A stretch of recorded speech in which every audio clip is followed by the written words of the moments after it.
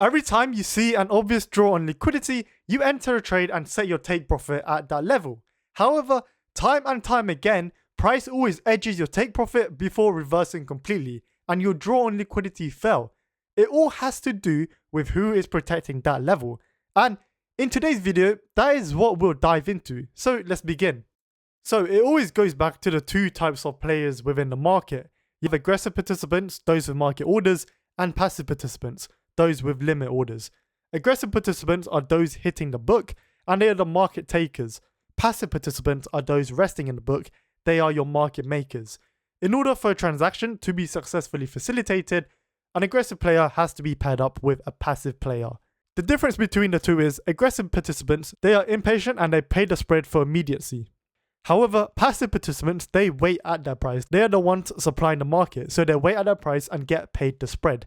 Those are the two participants within the market. Moving on to how the market moves, you need to understand supply and demand. So going back to our previous slide on passive participants and aggressive participants, aggressive is demand, passive is supply. If there is overwhelming demand, so more aggressive than supply, which are your passive participants, then the market will have to move higher or move lower to fulfill that demand. And this is exactly what you get here with a normal footprint candlestick chart. So here is your normal candlestick chart, and this is your footprint chart. On the right side is aggressive buyers hitting the ask, and on the left side are aggressive sellers hitting the bid. Bids are your buy limits, ask are your sell limits. They are the ones supplying the market with selling supply or buying supply. If we have a large aggressive buyer who enters the market, and let's say he wants to buy 100 contracts, there has to be someone on the opposing end to supply his demand, which is where you have your passive sellers. However, at each individual level, there is only a certain amount or a number of passive participants at that specific level. So if you have an aggressive buyer with 100 contracts for market executions, the next level or the best ask price, if there is less than 100 contracts, then the market cannot fulfill that outstanding demand at that specific level, and the market will be forced to move one price level higher to fulfill any remaining demand.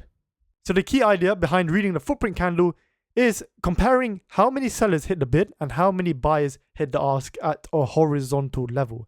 So here on the right side, 64 aggressive buyers hit the ask, 15 aggressive sellers hit the bid. So the difference here is positive delta. Delta is just the difference between aggressive buyers hitting the ask and aggressive sellers hitting the bid. When you have a positive delta, which is what you currently get here with all of these levels, that means aggressive buyers are in control. So going back to your battle of orders, there is more aggressive buying than aggressive selling. So theoretically, price should move higher. However, price only moves higher if there is no more passive selling into the aggressive buying demand. And that is where you get your absorption. But for now, focusing on this slide, the general idea is if there is more aggressive buyers, you want to see this candle close bullish, and vice versa. If there is overwhelming aggressive selling, then you want this candle to close bearish. And this is a key misinterpretation that a lot of people make. The candle doesn't move on volume, it moves on aggression. The market wouldn't move higher or lower if there is an overwhelming demand on the aggression side. And this is what everyone sees, and this is why it trips up so many people. Because when you see this, you would think is an equal high, and this is an equal low, and the price would take it out for sure. However, on a candlestick chart, you are not seeing the aggression behind each candle, because you're not able to see exhaustion or absorption. Like these candles here, when we form a range high or a range low, they can't see the aggression behind each candle. Whether there's a lot of aggressive buyers here who did not get rewarded, or whether there's a lot of aggressive sellers here who did not get rewarded. It's not as simple as trap participants building up liquidity for your equal highs or your equal low. Because when you get absorption, that changes the context entirely. The reason why it changes the context entirely is because now you are dealing with a protected level from passive participants. But with a candlestick chart, you are unable to see that at the range high and range low. So this just looks like equal lows and equal highs. Great for draws on liquidity. And that is why everyone gets it wrong. So having a closer look at absorption now is pretty much in the title, right? Is when you have a lot of aggressive buying or a lot of aggressive selling, but the market does not move higher or lower to reward those aggressive participants. The reason why is because there is enough supply to fulfill the overwhelming demand. So the market has no reason to move higher or lower. Remember, the market only moves higher or lower if there isn't enough passive participants willing to supply at that specific level in comparison to the overwhelming demand. So going back to the first example, if you have aggressive buying with 100 contracts, on the opposing side, if there isn't 100 selling supply at one level, then the market would be forced to move up, move higher until it's able to fulfill the outstanding buying demand. And this is the exact example you get here, but this is with aggressive selling. So when you have a lot of aggressive selling and it eventually comes into some form of a key level or a key support level, this is where you can anticipate for passive buyers to step back in again. These are your resting bid. So sellers hitting the bid, aggressive sellers hitting the bid. This is exactly what it is. When you have a lot of aggressive sellers hitting the bid, but price isn't moving lower, there is clearly more bid than demand. So the market has no reason to move lower because it's able to fulfill all of the demand from aggressive sellers at this key level. And this is why you get absorption. So there are three main components to this, where you have large volume to indicate a lot of transactions happening, a lot of selling demand, but at the same time, you have a lot of passive buying to connect with the aggressive selling demand. So that is why you have a lot of transactions at these levels and the volume increases. Remember, delta is the difference between aggressive buyers and aggressive sellers. So when it is negative, it means aggressive sellers are clearly in control, but price holds. And this is the main thing. When you have a lot of aggressive participant in control, but price stalls, it doesn't move higher if aggressive buyers are in control, and it doesn't move lower if aggressive sellers are in control. So price is stalling. Then that is your first sign of an absorption. The sellers here are now getting trapped because they are seeing maximum effort but zero progress. So that is absorption. Remember, high volume, negative delta, and price is holding, so no progress, means someone big is on the other side. Now, if we look at this example now, it paints a much clearer image.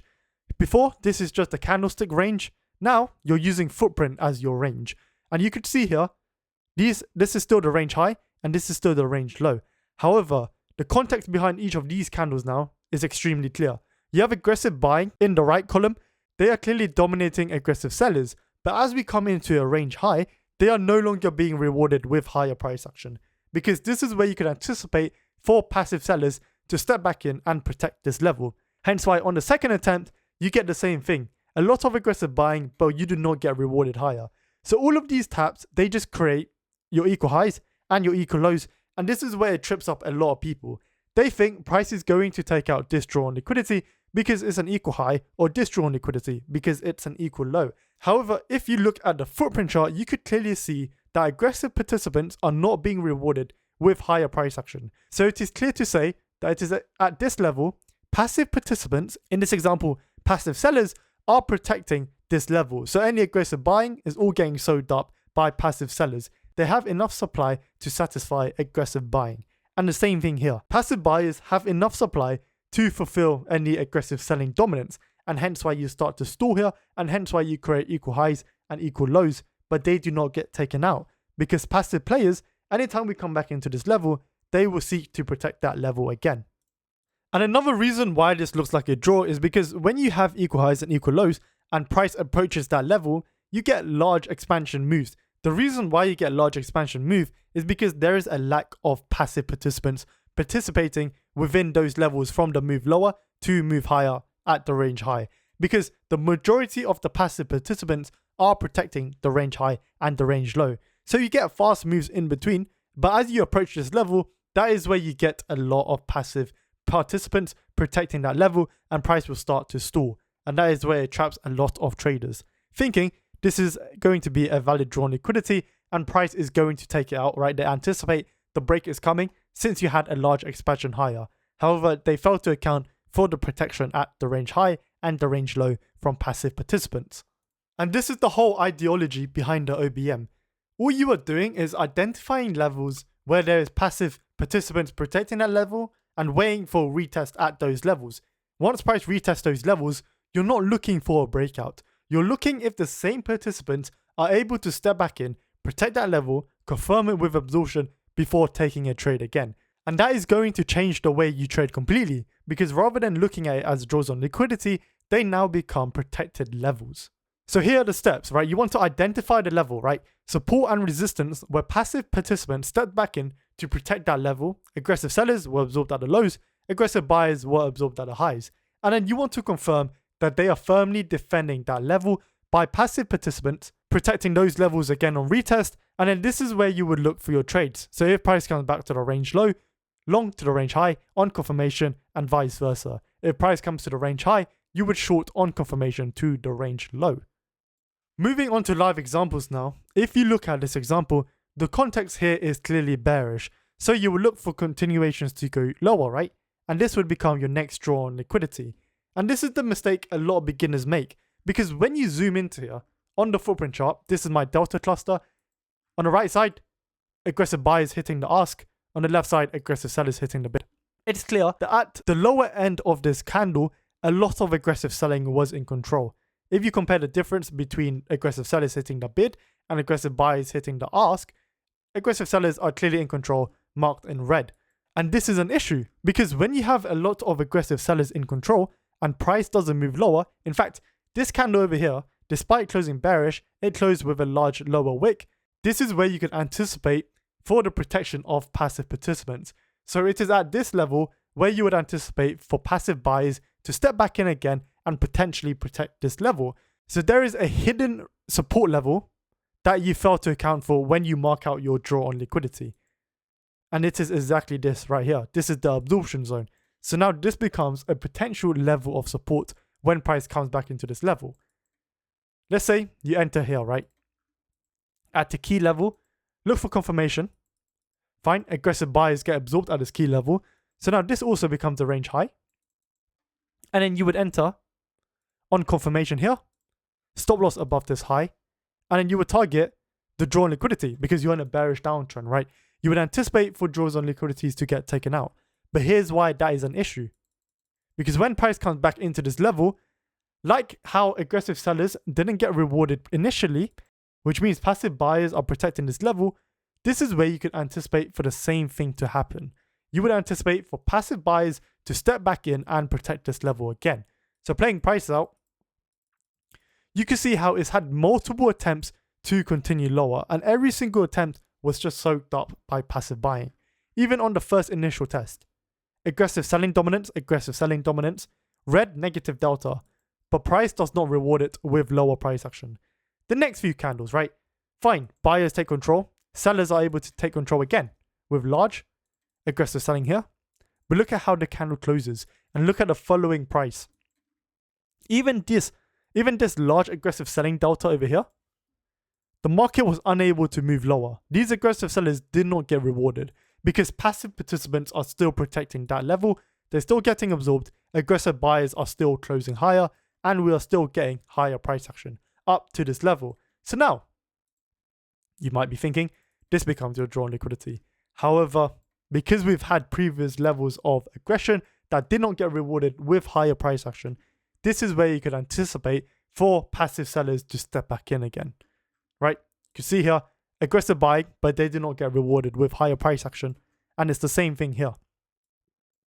You have a lot of aggressive buying dominance at this level, but price did not reward it with higher price action. So when price comes back to this level, you would anticipate for some sort of a reaction to show you passive sellers stepping back in to protect that level. And that's exactly what you get here. So at first, you have a lot of passive buying, but they do not get rewarded with higher price action. If you continue to play price out, you could see they're still struggling to get rewarded with higher price action. However, eventually they do end up breaking out. But the main point is, these are hidden resistance and support levels. They are not your draws on liquidity. Most of the time, the passive participants will always try and step back in before your draw on liquidity gets taken out. Hence why they are not good levels for take profit, and they are not good level for general targets. This is another example. You have a resistance level over here. They look like relatively equal highs, right? On a normal candlestick chart, they do look like relatively equal highs. However, if you zoom in, the context behind these candles, a lot of aggressive buying in control, but they do not get rewarded with higher price action. And as a result, it creates sort of a range high or a resistance level. So now, this is the first resistance level that price has to come into before it takes out your draw on liquidity. Right, before this becomes your draw on liquidity, it has to go through this resistance level first. There's a lot of aggressive buying, but they do not get rewarded with higher price action. So playing price out, you can see we had a massive dump lower into this key support level, right? This is also a key support level because you had a lot of aggressive selling that did not get rewarded with higher price action. If you extend it out, right, you can see there was a battle of orders here where aggressive buyers eventually took control. So this becomes a good support level. And as you can see here, right, aggressive sellers, they did not get rewarded. You get absorption higher. So now this is where you get a reaction. As you can see, sellers try to step back in again, but the level now acts as an inversion. Passive buyers step back in and you have aggressive buying. Continuing to play price out, you see how you have that large spike. This is where it tricks a lot of people, because when you have this large spike with aggressive buying dominating every single level and they got rewarded for it, as they approach this drawn liquidity, buyers will start participating, going long and anticipating a breakout of this range high. However, they fail to realize that this is also another resistance level. It's a resistance level because passive sellers are currently protecting this level, as you can see here, with aggressive buying, but they do not get rewarded with higher price action. So now as price approaches this level, you would anticipate for the same participants to step back in again. And as you can see here, that's exactly what you get here. Large aggressive selling, but passive participants, passive sellers are protecting this level and you're looking to get that reaction lower. So now, once you get this, with initiation, rewarding aggressive sellers, this is where you can have your entry at this range low. And as you can see here, that's how it played out. So this is no longer drawn liquidity, and you can see how it leaves behind multiple relatively equal highs, but price does not break out successfully. And that is exactly why your draws on liquidity do not work. So if you found this video helpful, make sure you like and subscribe, and I will see you in the next one.